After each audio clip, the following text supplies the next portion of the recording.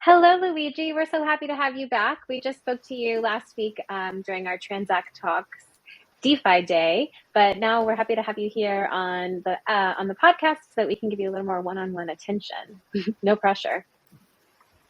Yeah, Megan, thanks for having me. Happy to be here with you guys, and that was a great talk. So excited to see what we can cook up today. Yeah, likewise. So we have Sami Start, the Transak co-founder and CEO, with us here too. Hi, Sami. How are you? I'm doing good. I'm doing good. Crazy week in the markets, absolute Yeah. bloodbath in the crypto markets, but I think we're ready for this and looking forward to riding this one out and coming out stronger through it. Yeah. Well, you just dove right into the bloodbath. So should we start there? Like how's everybody doing with that? Sammy, you sound optimistic. What about you, Luigi? Yeah, I mean, obviously not financial advice, but with respect to kind of how the markets are trading, a lot of this is macro induced, I would say, and you know, we've started seeing the culmination of 2 years of excess built up and now being unwound, and when it's being unwound, it's a little painful. And I think what's also important is like a lot of times what happens in crypto is the prices and markets and accelerants starts to outpace the new innovations. And I think, probably like 4 months ago or so, you started to see that happen where we were building cool stuff, but probably not to the same speed and length as kind of what we were seeing with the markets. And so it's always good to get a refresh, sort of remove out the actors who are not really committed and, restart with the new actors. So anybody who's been around in the space for a while knows like kind of how this goes. And, I was thinking about it this morning and I was thinking about 2018 after I remember very vividly the 2017 spike in Bitcoin on the futures stuff, and then crash all the way back down past 10K real fast. And then for 2018, there really wasn't a lot going on. You had a lot of projects funded via ICOs in Ethereum. Nobody had really built anything yet. There wasn't any Uniswap. There wasn't any Chainlink. There was nothing to do on chain, really.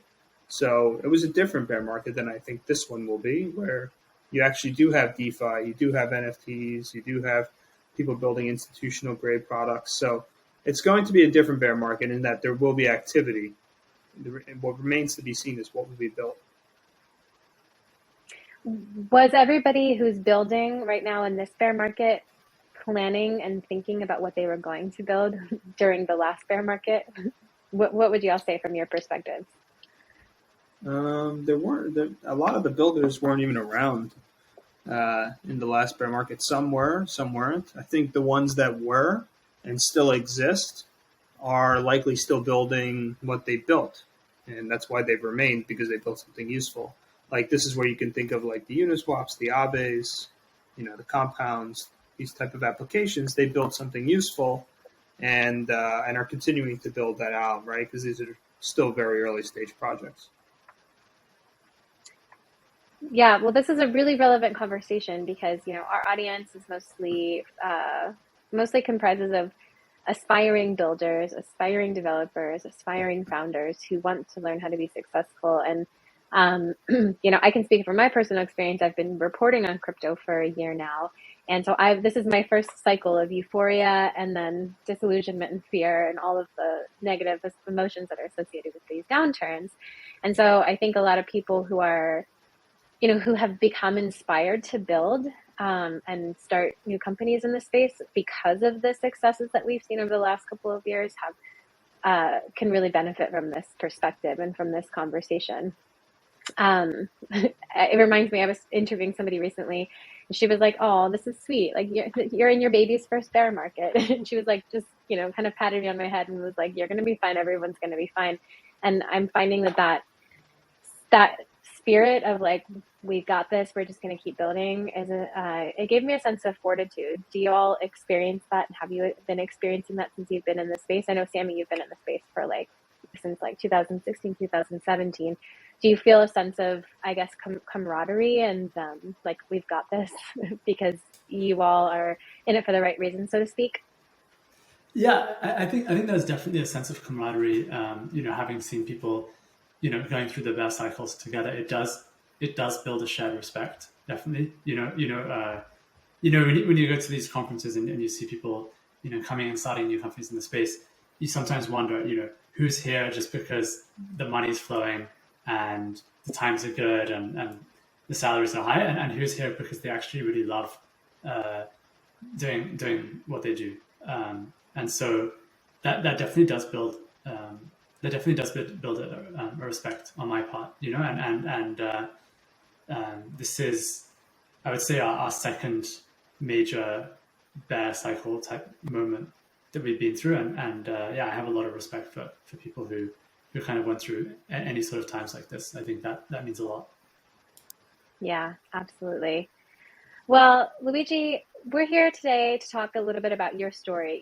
We are going to be, with Masters of Web3, we are going to be talking about ideas, and we are going to be talking about the tech, and we are going to kind of nerd out a little bit and go down some rabbit holes. But simultaneously, the point of these conversations is to really hear the stories of the founders and the teams who are building these protocols and new products and new applications in the space. So, yeah, I'm going to kind of guide us through a little bit of your story and then back into the ideas and then back into your story realm a little bit, if that's okay with you. Do you trust me to Sure. come along on this ride? Okay. Sure. Cool. Okay, so Luigi, you started your career in traditional finance and you were working as an institutional trader at Citigroup for 6 years. And then you worked as a consultant for a little while, and then you started your own venture-backed app, which I want to talk about. But can you maybe just start a little bit, because you're not one of Ava Labs' founders. You joined recently, correct? Yeah, almost 14 months ago. Okay, yeah. And you were brought on as the head of DeFi to grow out the ecosystem, which is an exciting and amazing opportunity. Can you talk a little bit about how your experience in traditional finance prepared you for that switch over into DeFi? That's something that Sami kind of has in common as well, because Sami started out in the traditional fintech space. So can you talk a little bit, yeah, just about how your, I guess, TradFi background prepared you for DeFi? Sure. So I think anybody who's worked in traditional finance, especially at a bank, really appreciates or can appreciate some of what DeFi brings to the market, right? Especially if you've had any interaction with the way banks conduct operations on a financial side of the business, then you really have respect for things like atomic settlement and decentralization, and being able to actually change financial market infrastructure. And one of the things that I think about a lot of times is like the systems that we had, at the bank that I worked at were like they were built in the 70s, and they didn't talk to the systems that the other banks held. And basically, a lot of the operations we did was very people intensive, prone to a lot of mistakes, and there wasn't really a logical way for how this could be fixed, right? Because you had a bunch of different banks trying to fix it in their own different way, but none of them were talking to each other, and therein lies the problem. And if What you go are a what little are bit, some of the problems or the complications that you're talking about specifically? sure. So one of the problems was like settling some complex swaps. A lot of times those are like fixed for floating swaps, meaning like I'll pay you a fixed rate, you pay me a floating rate. And one of the problems we saw, and this sounds really odd, but those swaps are still confirmed via paper. So they're called paper confirms. Oh And my they gosh, were that is either, odd. yeah, so I they love were either odd, but that's wild. faxed or mailed to the other bank on the other side. And what ended up happening sometimes is the trade was booked wrong and it was backwards. And you wouldn't find out until like 6 months later when the first payment was to be conducted. You went in and you saw in the account, you saw like, oh, wow, here's our payment. This doesn't match with what we were expecting. We were expecting a floating rate. Instead, we got it fixed. Go to the desk, walk over, say, hey, look, we got this. They called the other bank, and the bank says, no, we know floating, you know fixed. And now herein lies a 6-month issue where the desk has the wrong risk on. And, it's Oh just my gosh. embarrassing, really. So that's one example, and there's like countless. countless numbers. I see Sami laughing. Yeah, Were you countless. aware of this, Sami? Yeah, I did an internship in a bank, after which I worked in I would say very modern high frequency trading company. So I've seen like kind of bit of both. Um, but yeah, I think this is very interesting concept, which is not only are the mistakes being made, um, but there's also a really subtle implication there, which is that you're paying, down the line, the financial consumer is paying for that person to pass that piece of paper to that other person and to have that conversation about how the rates are wrong and all those kind of mistakes. And I think that people, sometimes they like to gravitate towards the really glamorous benefits of DeFi, like Uniswap, automated market maker. It's like very, very cool and glitzy. But the kind of maybe slightly less sexy side, but very important side of DeFi is that we're systematically squashing all of those costs out of the system. And so, and I would say DeFi is still more expensive than TradFi in a lot of ways, but eventually, like, those costs are going to make it impossible for TradFi to compete with DeFi. What are the costs of DeFi right now, like that make it more expensive than TradFi? Mostly gas fees, to be honest. Mostly gas fees, and then if you look at like a protocol like Uniswap, the fees are still pretty high. So the incentives that are required in order to provide liquidity are still quite high, which I'm not sure exactly the reason for that, but I assume it's something to do with the kind of inherent risk of the system. I think that probably you pay a price for like the risk of something going wrong, which it has done more often than I would like in DeFi recently. So I think there's probably also a cost for that as well. Absolutely. Well, Luigi can certainly speak to gas fees, and we'll get into that later with Avalanche. I keep saying Avalanche because That's it's okay. Ava Labs. Some people say Avalanche. It's okay. Yeah. Well, thank you. Okay, cool. So you're watching this, and if you're anything like me, you're kind of like pulling your hair out because you're like, this is so inefficient. Why is it still like this? I mean, why is it still like this in TradFi? Is it just the way things have always been done syndrome? There are just too many employees at this point that are filling those roles. Like, it's just, yeah. I mean, there's a lot of reasons. I would say like one of the reasons is the first event that could have caused change in the industry was the 2008 financial crisis. And what ended up happening in that event is you had a lot of bilateral swaps amongst banks and institutions. And what that means is like, I have a swap with you, like Goldman has a swap with Lehman has a swap with Barclays, and you have a bunch of swaps, and nobody knows the risk of anybody else. So it's very hard to measure counterparty risk in an environment like that.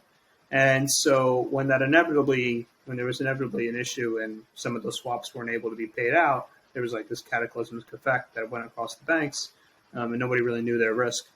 The solution at the time was proposed and sort of implemented was Dodd-Frank, which was the legislation that came out. And what ended up being the solution was to take all the risk and put it in one place. So that's where you have like the CME, ICE, clearinghouses. So rather than having bilateral swaps amongst banks, everybody clears to the central clearinghouse. So I always tell people that like had this technology that we have here been mature at that time period, we really had a perfect solution for the problem. And what would have been the solution would have been an actual chain conglomerated by the banks to replace the clearinghouse. Right? We could have cleared those swaps, together rather than housing the risk in one place that is central, that is not transparent, and has a lot of black swan risks if there was ever to be an issue. So, I think what we're going to have to do is re-engineer backwards now because the technology wasn't there at that time when there was the motivation to make change, right? Sometimes it's just things are okay. They're just muddling along. There's no motivation or, something really to push people into severe change. And they have to do it together as an industry. Like if one bank does it, it does nothing because they all talk to each other. They settle with each other. They need to do it together. And so, what I expect to happen, and it's very unclear, is that the innovation will come outside the banking industry, and the banking industry will be forced to either adopt it or, for lack of a better word, just like wither away. So it's going to be interesting to see what happens, but I hope that DeFi is the first caveman primitive. What we saw the last 2 years is the first caveman primitive. What will eventually be financial market infrastructure, 5 years and down the line. And what's cool about that is we'll have financial market infrastructure that pulls out a lot of middlemen and hopefully is more sound and transparent. And I think a lot of entities and a lot of people in this space are going to have to work really hard for that to be the outcome, because a lot of times, the idealistic outcome is not the outcome that ends up happening. Yeah, that's such a good point that you said that. Now, one question, and then we'll get back to your story, is, you're talking about in the TradFi scenario, you're talking about these institutions that are swapping currencies and trading with one another. Now, how much of that will remain, do you foresee, in DeFi versus what we're seeing now, which is mostly, correct me if I'm wrong, on a peer-to-peer individual level? How do you, because I think that's one of the appeals of DeFi, is that people can be their own banks, so to speak. But how much of it do you see also happening at the institutional level? What's that ratio look like? Yeah, no, I mean, I think it's going to start out as very retail focused, and eventually move into full blown institutional adoption. And I think that's kind of what I was just alluding to, is that hopefully, if done right, this will replace the CME and exchanges and the way we actually see BTC and all these different institutions that actually help us settle and monitor transactions. We can do this now on a global scale, which is cool too, right? Because right now, settling transactions in the U.S. has nothing to do with settling them in Europe or whatnot, and nothing talks to each other. So I think we're going to have real institutional adoption if the industry pushes forward in the right way. We're working on something that we call the Institutional DeFi Subnet that we could talk about later, but that's essentially a way to bring KYC DeFi to the world, as the first showcase to show how this is possible. So yeah, I love that. Yeah, we'll definitely talk about that. Yeah. Sammy, how much is Transak thinking about institutional adoption compared to individual or retail adoption? Are we calling it retail in the crypto world? Have we agreed to call it retail investment? Yeah, investors? I think the way that Transak thinks about this, from our point of view, what's pertinent to us is two things. One is working with businesses has a different onboarding process. So most people probably know that we have to KYC our users in order to sell them crypto. KYCing a business or KYBing a business is a little different from that. So that's a different process, more onerous. And then the second difference is that the transaction sizes are usually larger for businesses, and they tend to be more through bank transfer rather than through things like card or Apple Pay or Google Pay. So we're definitely looking at that, and we see that as a big growth area. And I'd love to hear Luigi's thoughts more about kind of a KYC subnet. But yeah, I mean, we definitely see some kind of future where companies are having corporate treasuries on chain, plugging into DeFi, using that as kind of an automated backend, and we do see a big place in fiat on-off ramps for that. So the answer is yes, we're interested. Yeah. Cool. Now, Luigi, let's get back a little bit to your story. So you were in TradFi, and then when did you make your first crypto investment? Do you still remember the year, the crypto itself, and the wallet that you used? Yes. And we're going to verify it on Etherscan, so you better be telling the truth. It was before Etherscan's days. Okay. Yeah, I bought my first Bitcoins in 2012, around $160. I was sitting. I remember where I was. I was sitting on the trading desk at Citi. I was talking to my friends. I had just read the Satoshi white paper for the first time, and I was just like, I mean, I'm an econ and finance person through and through, so I was just pretty fascinated by this. I was like, wow, this is like really cool. And, I started to read more and more and more. And, I did what I always do as a trader. I bought first and researched later. And, Again, not financial advice. not financial advice, but I bought first, researched as I kept going, and then bought more because I got more excited. And, it kept running up and up and up and went to I think 1,300 in a very short amount of time. And then the Mount Gox cracks started to happen. I saw a bunch of things I couldn't get my money out of certain exchanges. And I was like, wow, this is really, really sloppy. And then, do you remember which exchange it was? Yeah, Hit BTC, I think it was. Disaster of an exchange. Okay.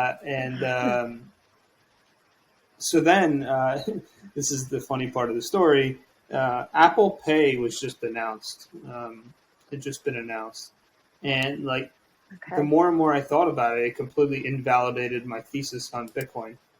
I was like, wow. Yeah. Wait, yep. Say more about that. Yeah. So, when Bitcoin paper came out, and a lot of people forget this, but nobody talked about Bitcoin as this reserve asset. They talked about it payments, right? It was all about payments. That's where all the lightning wars came from, SegWit and all this stuff. And so, when I saw Apple Pay come out, I'm like, man, who's going to use this really complicated, clunky thing, when I could literally just move my money with my phone. This is going to be hard to win. And I was like, I'm up so much on it. Let me just sell it. So I sold it all. And, I thought I was a genius because it crashed. And then I kind of just followed loosely for a while, but not really. And then I picked up my eyes again and saw it at 2,000. And I was like, something's going on here again. Let me see what's happened to the industry. And I started to dive back in, and then I had friends who kept telling me about Ethereum and how they were building this thing called Ethereum, smart contracts. And I was like, wow, it's pretty fascinating. I was like, you could build applications on this stuff. And so I started to really think about that. I started going to a bunch of Ethereum meetups and conferences and really started to kind of dive into that. And then I started, to play with the ICOs that started to happen. And I started thinking about applications and decentralized applications, and I was pretty fascinated by that. And what ended up happening was, I don't know if I'm skipping ahead and just defining the whole crypto story, but no, this is great. Okay, this is great. So what ended up happening then is I was working with a professor of mine. He was my former professor at university. I was doing consulting work with him because Where did you go to university? Seton Hall University. It's New Jersey. Okay. So we kept going back and forth. I was explaining the blockchain to him and all this stuff. And this is around the time where fake news is really prevalent and some of the issues with misinformation online. And so we came up with this mechanism. We wrote this really detailed economic white paper and essentially built a DApp to allow for the crowds to essentially curate content online, such that you'd be able. What was the name of it? It's called Proof. Proof. Okay. Yeah. Does it still exist today? It doesn't. Well, I'll get there. So right. I know. How many projects do we all have in our back burner? I know Sami probably has at least 5 other ideas. Yeah, exactly. Once Transak is successful, continues to be successful. Okay. So it's a way for people to validate information on blockchain that they read in the news. That's right. You would get a piece of content. Somebody would submit a piece of content to the system. It could be a tweet, it could be an article, it could be anything. And then the validators of the system would vote a monetary vote on that. And we had an algorithm that was behind the scenes on the chain that would effectively decide when was the appropriate conditions to close the vote. And so then, that was based on a lot of research we had done on the wisdom of crowds and other academic literature. And it worked quite well. Yeah, it worked really well. We did a cool closed alpha, and there was a lot of really good results, but it was super expensive. Obviously, this goes back to like chain issues, and What chain was it on? it was on a chain called R Chain, which is Have you heard of that before, No, Sammy? is that like Archie. R like the programming language, or like I don't no, it was Rolang, which is row calculus. It's really complicated, okay. but like this is like what I'm getting at is the UX was also like really rough. Yeah. And so then we like debated bringing it onto Ethereum at the time, but then did the math there, and that was not feasible either. And so we were like, oh my god, like blockchain is not going to work, at least not now. So And I have a couple of questions because this kind of reminds me of like some of the early days for me as well. So first question is like, in those Ethereum meetups that you went to in the early days, can you describe like the types of other people there? And is there anyone who you're still in touch with from those kind of early meetups as well?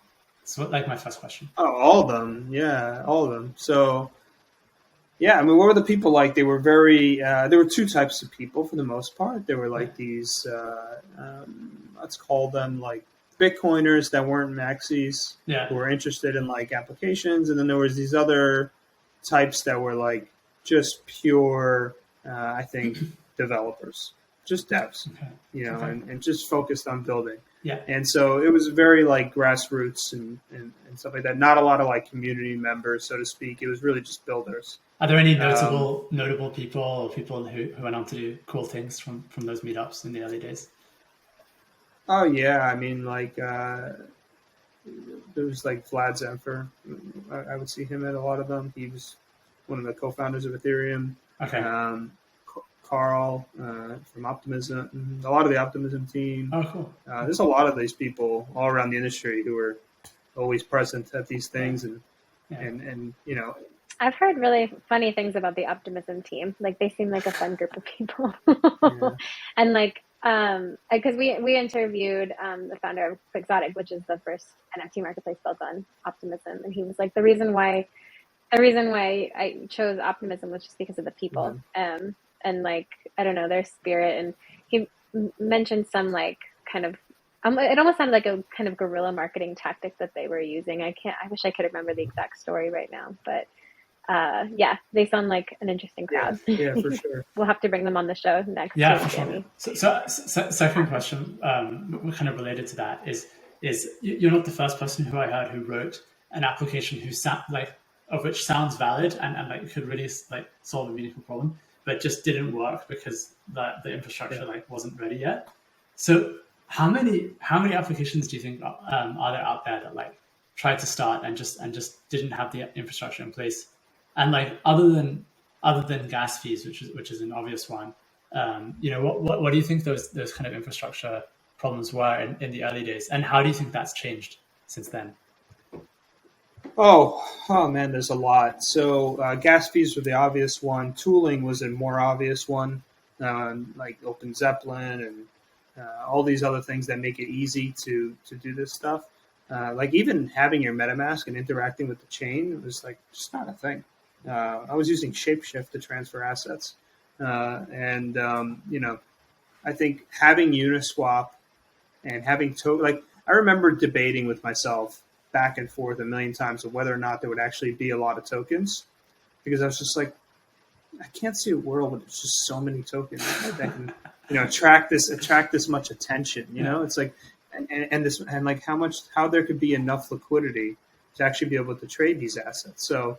I think Uniswap and what that brought to the table was like really fascinating because it allowed for a very easy way for applications to launch their tokens, get liquidity for their tokens, and then be able to have people swap. So one thing that's interesting is like I think about bringing it back and deploying it all the time because a lot of the stuff is built and like.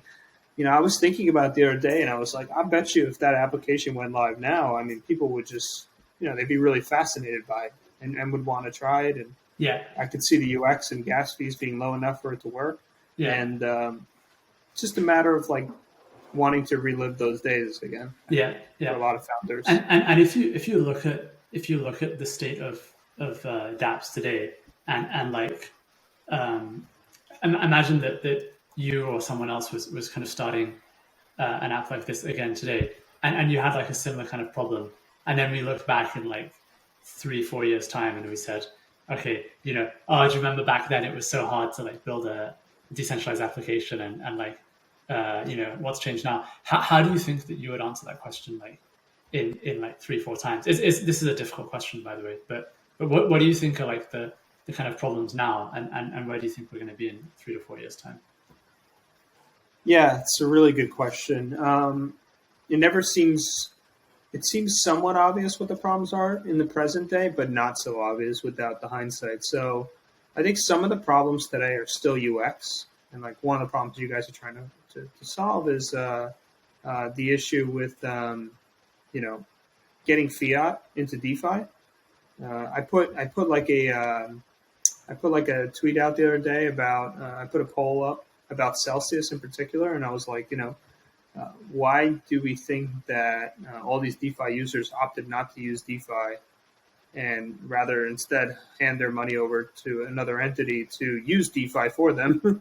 That's something telling about the industry. And so you can check out the results of that poll. But essentially, a lot of people chose all three things: marketing, obviously one, but ease of use, and frankly, feeling safe. So I think we need to make DeFi feel safer. We need to make using the chain directly and the non-custodial aspect of this feel safer. And so like maybe the Coinbase announcement of like this MPC wallet where you lose the keys and you can still access them is like something that's cool.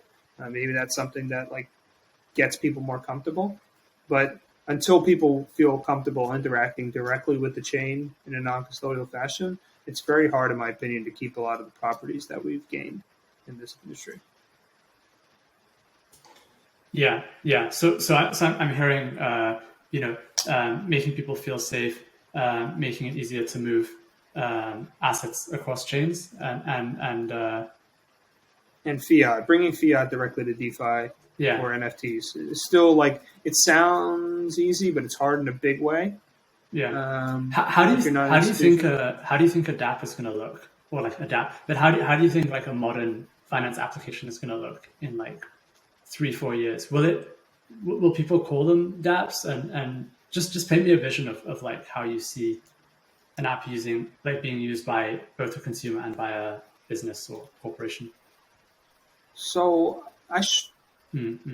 Yeah, I struggle. That's okay. I struggle with two things. One is whether or not the mobile app that people will use is the wallet directly, or whether they will use a bunch of apps like they do now and somehow use the wallet that they have their funds in. So I don't know what the answer to that is. I would imagine that if a wallet can pull it off, using the wallet directly on your phone is so much nicer than having to like have 40 apps on your phone and like going to each individual one. If that's the case and somebody can pull it off, to me that's like really, really nice improvement. But in that case, would that mean that the wallet like is the UI for like all dApps, or is that, or are you suggesting that like the wallet would have some kind of browser in it, and that the wallet becomes like more like a browser than an app? I think for the wallet to be the UI for all dApps would be really hard to pull off. It'd be impossible, right? Like there's no way one company can build like every dApp in the world. Well, actually, Sami, can we actually break that down a little bit? Like, what's the technical difference between a wallet and a browser? Or excuse me, an application and a browser itself? Well, I guess what I'm getting at here is like an app would be like you build a specific user interface for a specific type of application, right? So it could be to buy in-game NFTs for like a specific game, and you need to have like the specific filters and kind of characteristics of that game.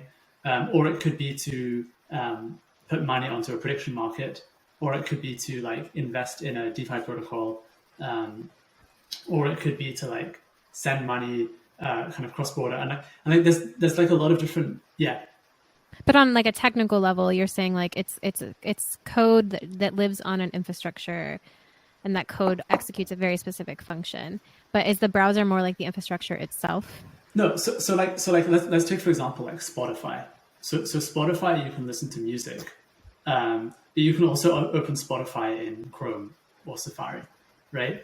So I guess what I'm trying to ask Luigi is like, is the wallet gonna is the wallet gonna try and build Spotify and Facebook and No, no, no, no. Barclays, or is it going to be kind of an explorer to explore those apps? And if so, like how deep is it going to go, and how much responsibility is going to be given to the app? How much responsibility is going to be given to the wallet and to the browser and to the developer tooling as well? Yeah. So ideally, right? Because I'm speaking ideally, like ideally, there's a wallet or multiple wallets that are able to provide an SDK for applications to integrate their apps directly into the wallet, and the user experience still follows a very familiar feel throughout all the different apps. Um, this would be kind of interesting, right? Like this would allow you. Let's say you're in Coinbase Wallet, for example, and Uniswap integrates their front end directly into Coinbase Wallet, and now you don't even know that you're leaving the app. Probably not leaving the app, but you're interacting with all these different applications. Now, beneath this, what's interesting is like there's a very big power struggle amongst apps and wallets, I think, because if what I just said happens, that's not really great for the apps. It's really good for the wallet because the wallet in effect owns the user at that point. Whereas if it's the other way around, then you go to a bunch of different apps and every app has its own wallet or whatever, or just uses the wallet in the background. Then in that case, the app owns the user, and they get the brand recognition. So it's going to be really interesting to see how this plays out. But this is a very big power struggle that I think a lot of people don't talk about, but is sort of happening behind the scenes and beneath our feet. How does that play into censorship resistance as well? Because one of the big themes of decentralization is censorship resistance, right? So like you can't block off the people from accessing a certain type of application or cryptocurrency. So that's really that depends on how the non-custodial wallet is constructed, or if it's non-custodial. Right? If it's non-custodial, then presumably you're okay from the censorship resistance standpoint, depending on the applications that you're using. But if it's custodial, then obviously you have no standing there. Like you're beholden. You're in a Celsius type of situation in that scenario, or BlockFi, or one of those types of custodial wallets or custodial applications, because that means that you don't have your funds, right? In non-custodial wallet, you own your funds. As an international company, we do have to, as a policy, we try to keep things pretty homogenous across all the regions. So if a certain region is more strict than another region, we generally make the company more strict and more compliant across the whole world in order to meet that. So these kind of things do affect us globally, I would say. And we do that because we want to err on the side of caution. We want to err on the side of compliance. One area that it would kind of affect us is obviously like the assets that we can list, the tokens we can list, what can we sell to users, and we have a token listing diligence policy in place, but we would have to kind of keep adjusting that and keep looking at what's okay and what's not okay.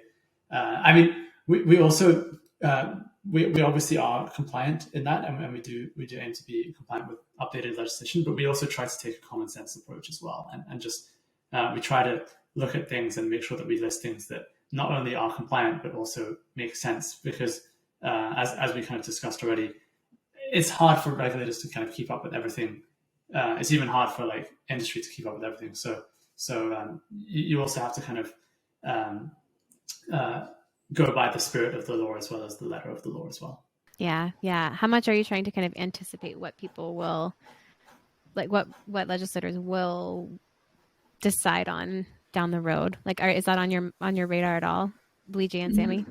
Yeah. So I do try to keep appraised of like what's going on, and that kind of fuels the strategy for the company and where I think we're headed.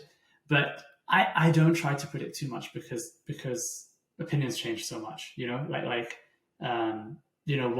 What the regulators are saying now, they might be saying something different in 12 months. And that's especially true for countries like India, but countries like US, UK, it's still pretty true. Like things move a bit more steady, but opinions change so fast, so I don't try to predict it too much. Yeah, I think the truth is, we don't know, and they don't know what we don't know, and and like that's a very honest answer, and you should like regulators should take that approach, that they don't know what they don't know, and overcorrecting in one way would just doesn't really lead to a bunch of benefits. Like I know a lot of cryptos are down immensely in terms of price, but pull up any other really speculative asset during this last 2-year bull run, like marijuana-based companies or any of the any of the COVID stocks. These things are all down 70 to 90%. Cryptos are down 90%. Like a lot of this is a correction of excess, and so I don't know how much the regulations fixes that component of it. Fixes other things. Yeah. Yeah, that's a good note to end on for sure. I know we're running out of time, so Luigi, I always ask guests, what does somebody listening have to? This isn't a kindergarten question, Sami. I do usually ask guests to explain things like they would to a young person, but to close, what is your advice? What does somebody listening have to do or embody or aspire to in order to be the next quote unquote master of Web3? You can interpret that as you wish. Well, I wouldn't claim to be a master Web3 myself, but what I would say is like, stick around in the space. If you do that, I think you'll find that like the environments will change in the right time for you had you stuck around, rather than you leave and you come back when things start to get exciting again. You have to catch up. You missed everything. Inevitably, you're playing from behind. So stay in the space. Keep yourself apprised of what's going on. Try to build useful things that have a product market fit. And if you do that, I think you'll find that the journey that you take will inevitably reap some rewards, whether it's personal fulfillment, monetary, or even the relationship you make along the way. That's a very original answer, actually. Stick around, just stick around. It's underrated. I think persistence is underrated. I really like the answer. Yeah, persistence and equanimity. Very grounded. Thank you so much, Luigi. I feel very calm now. Well, I'm glad you feel calm. The bear market emotions whisperer. Thank you so much. I've traded many a bear market, and so sort of not fazed by them at this point. I love that.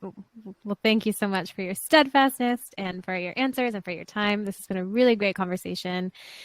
Sami, do you have anything to add before we close? No.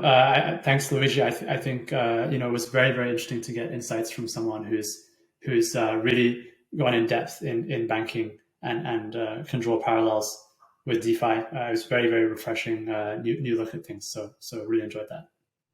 We'll have to have you back. Thank you both. Thank you both. Appreciated it. Yeah, thanks.